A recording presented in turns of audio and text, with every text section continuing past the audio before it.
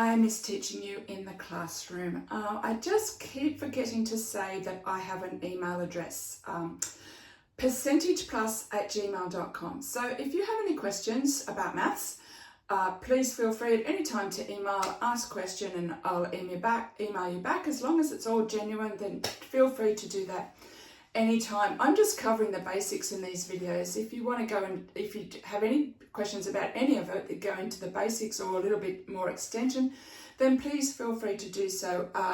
Years 7, 8 and 9 is what I'm really focusing on. Today we're doing negative numbers. We've done multiplying. I've done a multiplying and division indices video. This one's just adding and subtracting, and as long as you remember to go that way to minus and go that way to add, you can't go wrong. And also, by the way, I get totally that you use calculators in class, and you know, maybe you also have a non-calculated exam still in year 7 and 8, a non-calculated section of an exam still, which is great. I'm not showing you steps on a calculator. I'm just getting you to think what it's all about. Okay, so you can use your calculator most of the time, but I'm just showing you what it's all about and what the process is. So, negative numbers, adding and subtracting. Go that way to minus, go that way to add. First one, 3 take away 5. Here's the number line. Start at 3 and go back 5. 1, 2, 3, 4, 5, and you end up at negative 2. We can say minus 2, we can say negative 2, but that's the answer. Next one, minus 3. So we start at minus 3. If it says minus 3 at the start, then we start at minus 3. So minus 3 plus 5, we start at minus 3. 1, 2, 3, 4, 5, and we arrive at positive 2.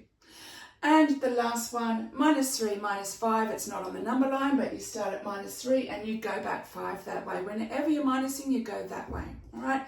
So minus 3 minus 5 is equal to minus 8.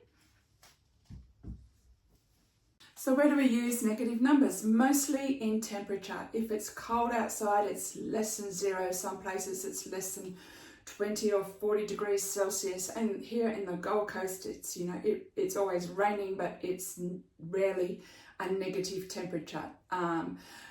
Also in money. So if we have money in the bank, if we are in the positive. If we've got a mortgage, and you know, you're very likely to have a mortgage when you're in year 7 or 8, or a bank loan, but that is seen as a negative.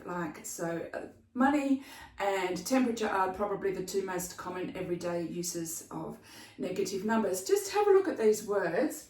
Is hot. Both of those words are positive. Is something happening? Yes, it is.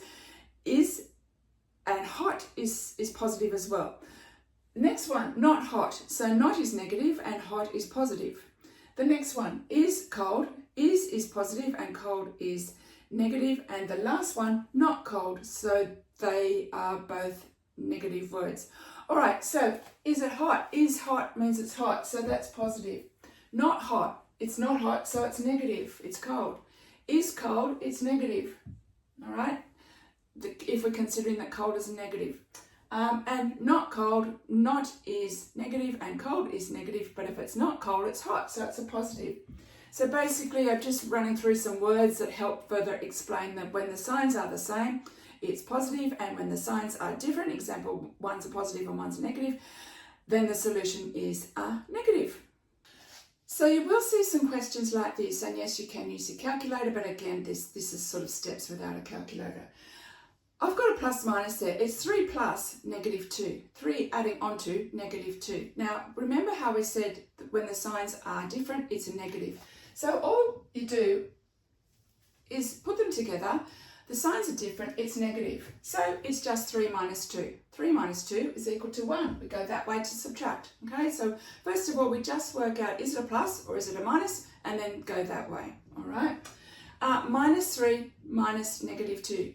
And by the way, if it's written like that with brackets around the minus 2, it probably should be actually, but it makes no difference to the way that you do these questions.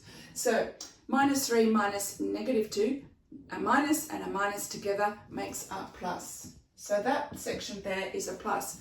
This is still minus 3. We're starting at negative 3 and we're adding on 2. So if we're starting at minus 3, we add on 2. So the answer there is negative 1. And the last one, 0.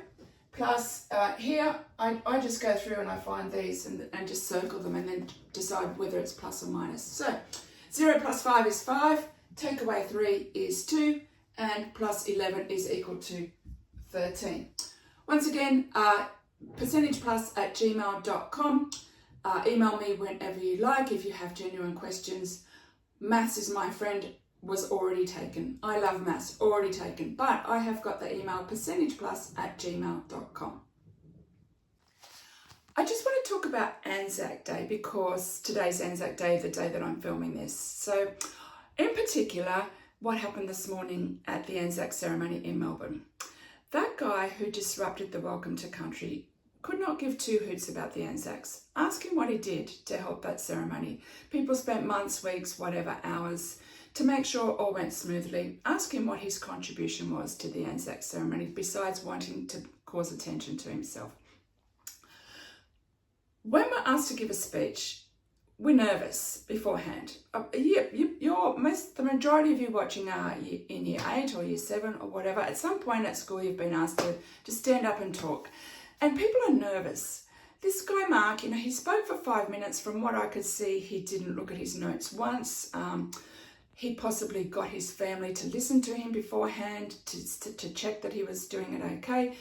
He possibly, he maybe practiced in the mirror. People put time and effort into organising things. One comment that I saw was that he didn't include the Anzacs in his Welcome to Country. So if that's a fair point, guys, be respectful. If that's a fair point, then send an email to the organising committee saying, thank you so much for all the work that went into it. The atmosphere was amazing up until that incident, which was embarrassing. Can I offer some feedback and maybe, include about the Anzacs? There were around 1,000 Aboriginal people in the Anzacs in World War I. Not allowed to vote yet in Australia, but able to risk their lives like all the other Anzac soldiers. So, guys, I know that you're young and you're developing your opinions, and you have every right to your opinions, but be respectful. Do it in a respectful way, and don't forget to say thank you for what has been organised. That's my thoughts. Be kind to your teachers. Be nice.